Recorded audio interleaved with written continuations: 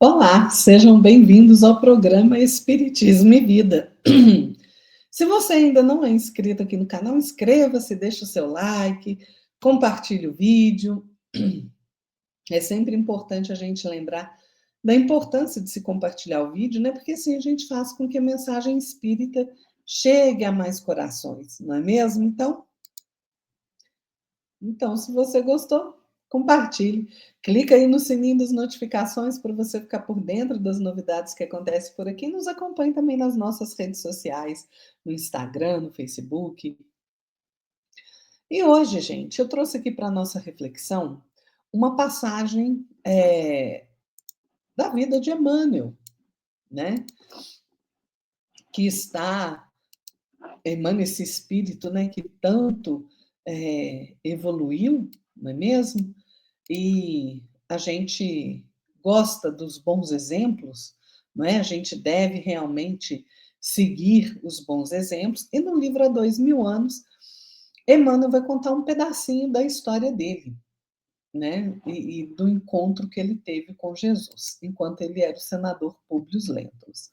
Mas antes da gente começar, vamos levar nosso pensamento, né? O nosso Mestre Jesus, em profunda gratidão, Senhor, pela oportunidade de estarmos aqui fazendo essas reflexões, buscando conhecer um pouco mais os seus ensinamentos, buscando conhecer um pouco mais as leis que regem as nossas vidas, as leis de amor do nosso Pai. Então, nós te agradecemos, Senhor, essa oportunidade e pedimos que o Senhor esteja conosco hoje e sempre. Assim seja. Bom, como eu disse, Emmanuel teve um encontro, né, com Cristo. Mas Emmanuel, gente, enquanto ele era o senador Públio Lentulus, ele era ali cheio de más inclinações, né? Na questão 909 de O Livro dos Espíritos, Kardec pergunta se poderia sempre o homem, pelos seus esforços, vencer as suas más inclinações. E a resposta dos espíritos é sim, e frequentemente fazendo esforços muito insignificantes. O que lhe falta é a vontade. Ah, quão poucos dentre vós fazem esforços, né? Pois é.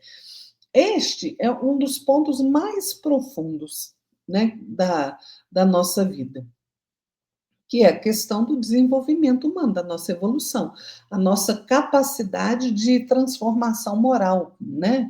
E o papel central da nossa vontade, né? Então, como a resposta dos espíritos começa com um sim categórico, a gente já vê que o negócio é realmente muito importante, né? Vejam, nenhuma má inclinação, vício, defeito de caráter é invencível, não, gente. Nós podemos vencer. Nós não somos vítimas da nossa natureza, não. Nós não, nós nascemos assim, não podemos mudar. Que isso? O ser humano tem em si todas as ferramentas necessárias para domar os seus instintos, para evoluir, né? Então, essa resposta dos espíritos mostra que muitas vezes, surpreendentemente, a gente vence as nossas más inclinações fazendo esforços insignificantes. Nós é que temos a tendência de superestimar a dificuldade de mudar, né? A gente cria a ilusão de que deixar de ser orgulhoso, egoísta, irritadiço, preguiçoso exige um esforço hercúleo da nossa parte e isso é impossível. Não.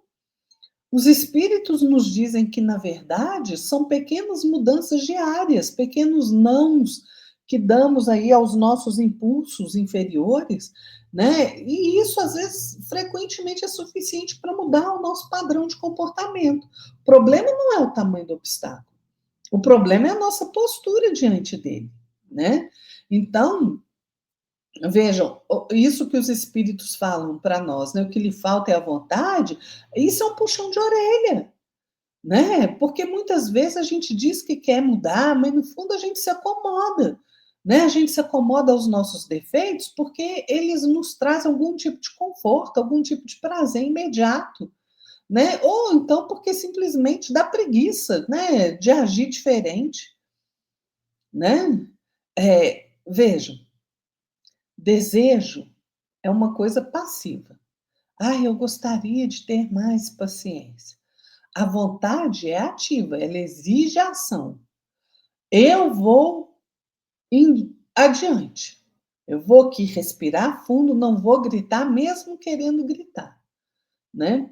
Então, a gente pode até desejar ser uma pessoa melhor, mas a gente precisa desenvolver a vontade de ser melhor, né?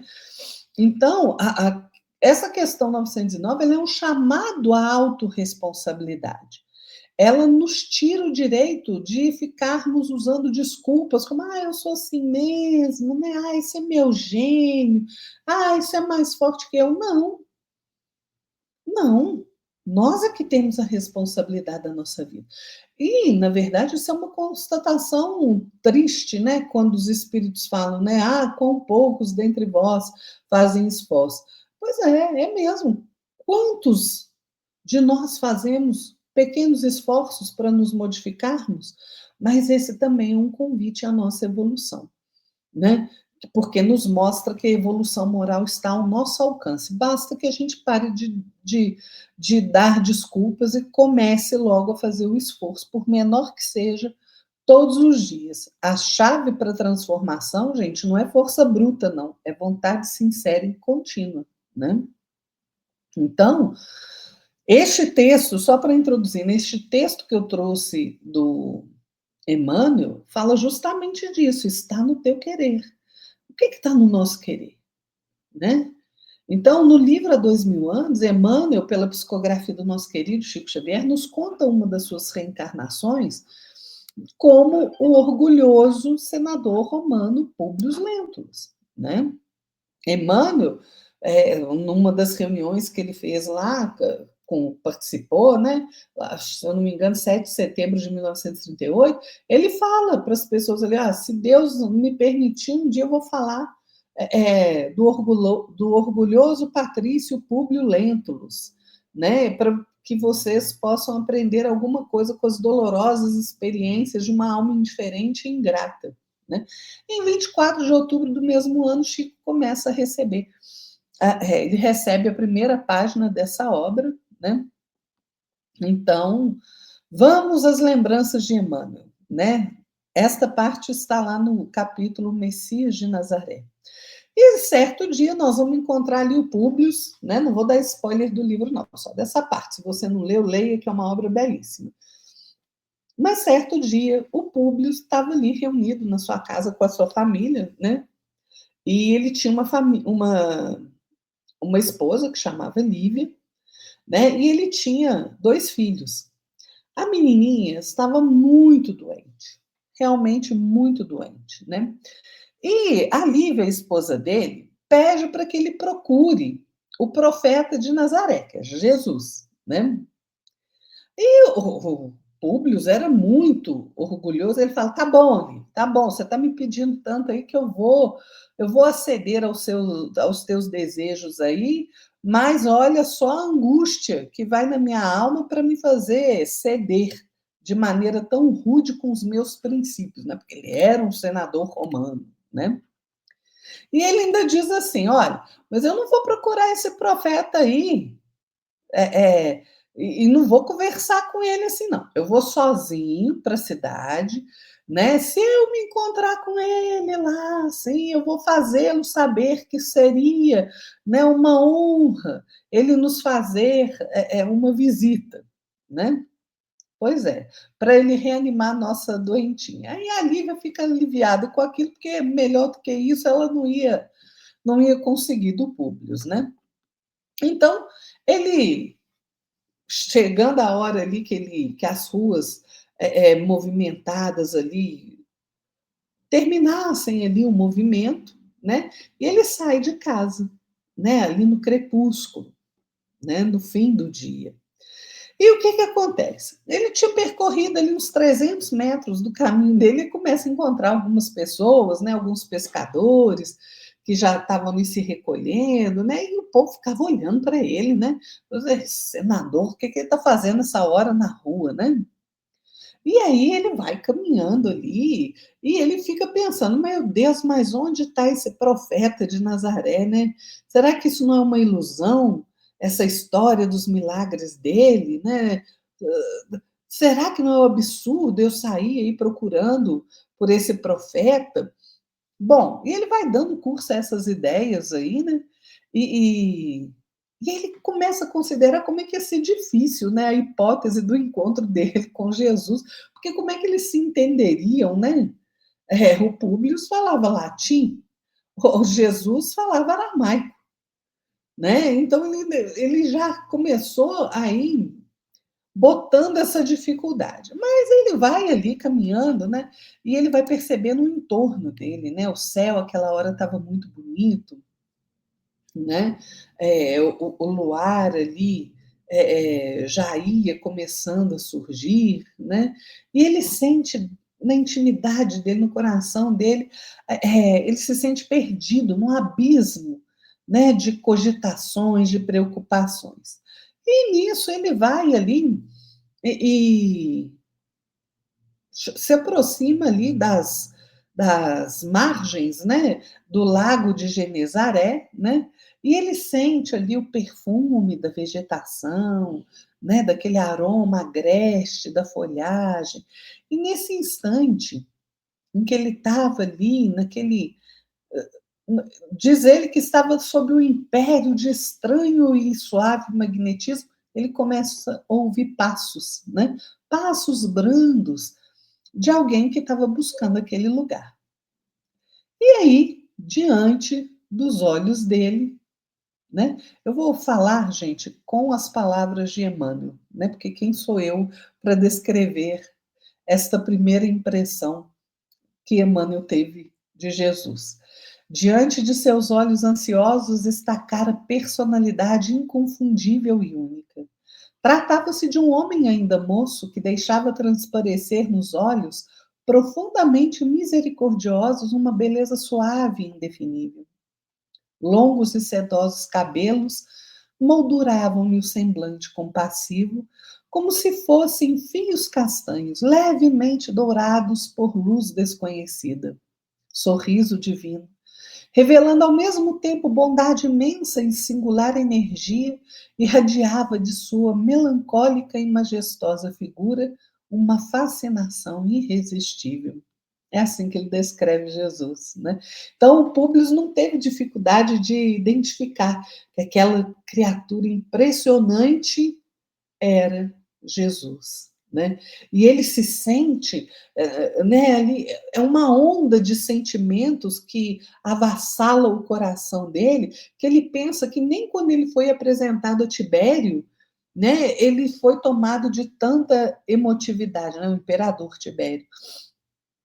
E ele é tomado então por essa emoção, lágrimas rolam dos olhos dele, ele que raramente havia chorado, né? Ele deseja falar, mas não consegue, né? Ele diz que uma força invencível e misteriosa fê-lo ajoelhar-se na relva, né? Então, ele tem esse encontro com Cristo e o Cristo pergunta a ele: "Senador, por que me procuras?" Ainda diz mais: "Fora melhor que me procurasses publicamente na hora mais clara do dia, para que pudesses adquirir de uma só vez e para toda a vida a lição sublime de fé e da humildade. Mas eu não vim ao mundo para derrogar as leis supremas da natureza e venho ao encontro do teu coração desfalecido." Veja, Jesus diz para ele que seria melhor se ele tivesse procurado não à noite, mas durante o dia, para que todo mundo visse, para que ele aprendesse lições de fé e humildade. Mas ele não fez isso, né? E aí o Públio, ele não consegue falar. A única coisa que ele faz é deixar ali as lágrimas caírem, né? E ele pensa na filhinha dele. E aí Jesus, né, como ouvindo as suas palavras inarticuladas, ele fala assim: "Não venho buscar um homem de estado superficial e orgulhoso que só os séculos de sofrimento podem encaminhar ao regaço de meu Pai. Venho atender às súplicas de um coração desditoso e oprimido, E ainda assim, meu amigo, não é o teu sentimento que salva a filhinha leprosa e desvalida pela ciência do mundo, porque tens ainda a razão egoística e humana. É sim a fé e o amor de tua mulher, porque a fé é divina. Basta um raio só de suas energias poderosas para que se pulverizem todos os monumentos das vaidades da terra. É Jesus, né, gente? O Públio fica ali comovido com aquilo, né? E ele, em dado momento, ele, né, ele pensa: será que eu estou sonhando com isso? E aí Jesus fala para ele: não, meu amigo, não está sonhando. Depois de longos anos de desvio do bom caminho, pelo sendal dos erros clamorosos, encontras hoje um ponto de referência para a regeneração de toda a tua vida. E aí Jesus diz para ele: está, porém, no teu querer o aproveitá-lo agora ou daqui a alguns milênios. Né? Então vejam, Jesus coloca para ele que está nas mãos dele aproveitar o momento para ele se modificar dos erros que ele vinha tendo aí de reencarnação em reencarnação, ou não, ou ele levaria em milênios para realmente voltar ao caminho e buscar a regeneração da vida dele, né? Jesus vai falar para ele: soa para teu espírito neste momento um minuto glorioso, se conseguires utilizar tua liberdade para que seja ele em teu coração doravante um cântico de amor, de humildade, de fé, na hora indeterminável da redenção dentro da eternidade. Então vejam, Jesus está falando para ele: aproveita esse momento, aproveita esse minuto glorioso para que você possa fazer escolhas melhores a partir daqui, para que você haja melhor a partir daqui. Mas Jesus também fala com ele: mas ninguém poderá agir contra a tua própria consciência, se quiseres desprezar indefinidamente este minuto de todos. Imagine encontrar com Cristo face a face e você não aproveitar esse minuto. Quantas vezes nós fazemos isso? Quantas vezes o Cristo nos chama? Quantas vezes?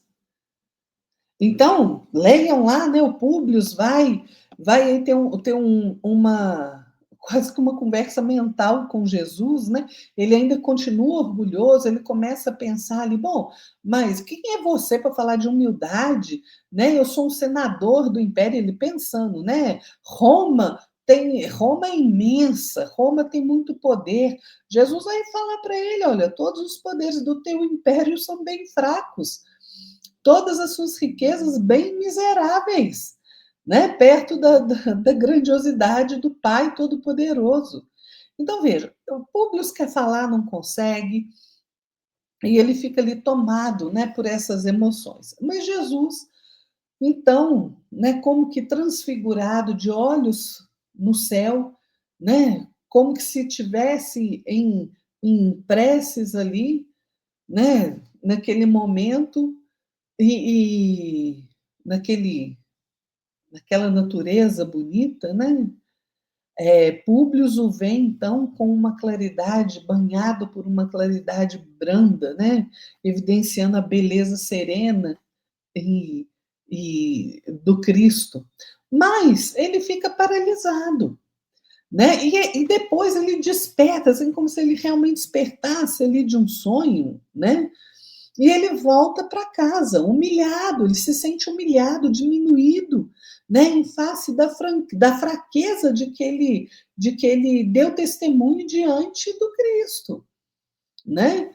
E ele vai para casa pensando: ah, isso tudo é bobagem, não sei o quê, mas quando ele chega em casa, a filhinha está curada, a filhinha está refeita. E ainda assim ele não aprendeu, ele não escutou o chamado. Né? Não escutou. E quantas vezes nós não escutamos o chamado do Cristo? Quantas vezes nós, assim como Públio, né, não fazemos boas escolhas? Nós cedemos ao orgulho, ao egoísmo e à vaidade. Toda escolha, gente, pressupõe responsabilidade de escolher. Toda escolha pressupõe aceitação das consequências de cada escolha, né? Então a gente tem que aprender essa responsabilidade de escolher. Está no nosso querer. Nós somos livres para escolhermos de acordo com a nossa consciência. A consciência nos dá noção existencial, nos faz perguntar o que eu sou, de onde eu vim, para onde eu vou, qual é o meu propósito, qual é o meu papel diante da vida. Então a gente precisa refletir sobre isso. E a gente precisa entender como é que a gente faz as nossas escolhas. Quais valores nós estamos carregando, porque a gente faz as nossas escolhas relativamente aos valores que nós carregamos e defendemos.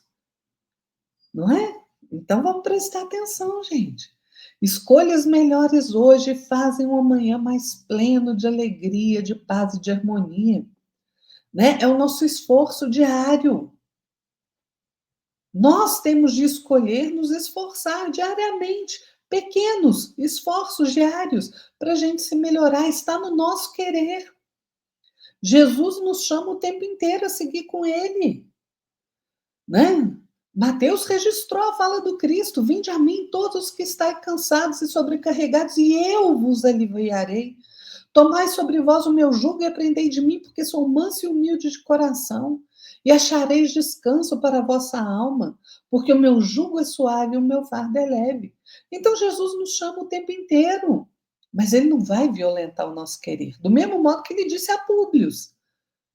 Ele coloca a responsabilidade em nós, porque é em nós que está a responsabilidade. Está no teu querer, nas pequenas ações diárias. Em você relevar o erro do outro, em você ser mais tolerante, mais paciente, esquecer a ofensa, compreender que você não é perfeito, que o outro não é perfeito. Jesus também fez esse convite a Saulo de Tarso, né? Saulo, perseguidor, desvairado dos cristãos. Saulo, quando ia pela estrada de Damasco, se vê ali envolvido por luzes, né? E ele vê um homem, né? Que pergunta a ele: Paulo, Paulo, por que me persegues? E ele cai de joelhos porque ele sabe no seu íntimo que aquele homem é o Cristo, né? E ele, então, ele já tomado por aquele sentimento de veneração, ele também cai de joelhos, ele também se põe a chorar e pergunta: Senhor, quem sois vós? E qual é a resposta? Eu sou Jesus. Naquele momento, Saulo percebe o Cristo magnânimo, incompreendido. Ele percebe que os pregadores do caminho não estavam iludidos. Está lá no livro Paulo e Estevão, leiam.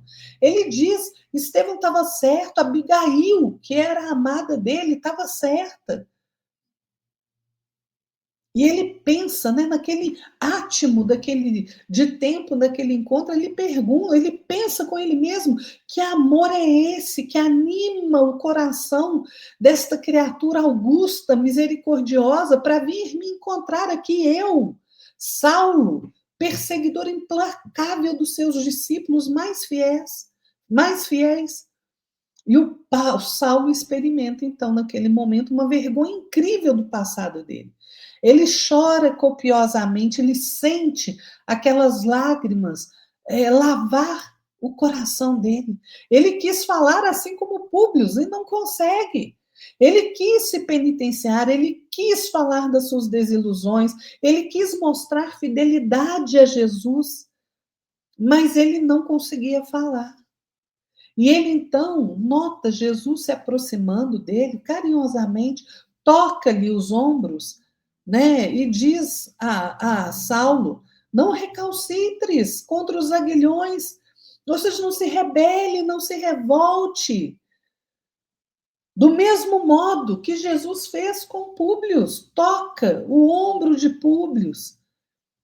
Mas Saulo compreendeu.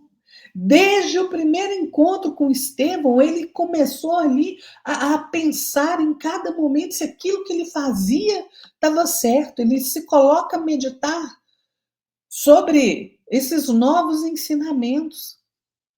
Jesus o chamou de todos os modos.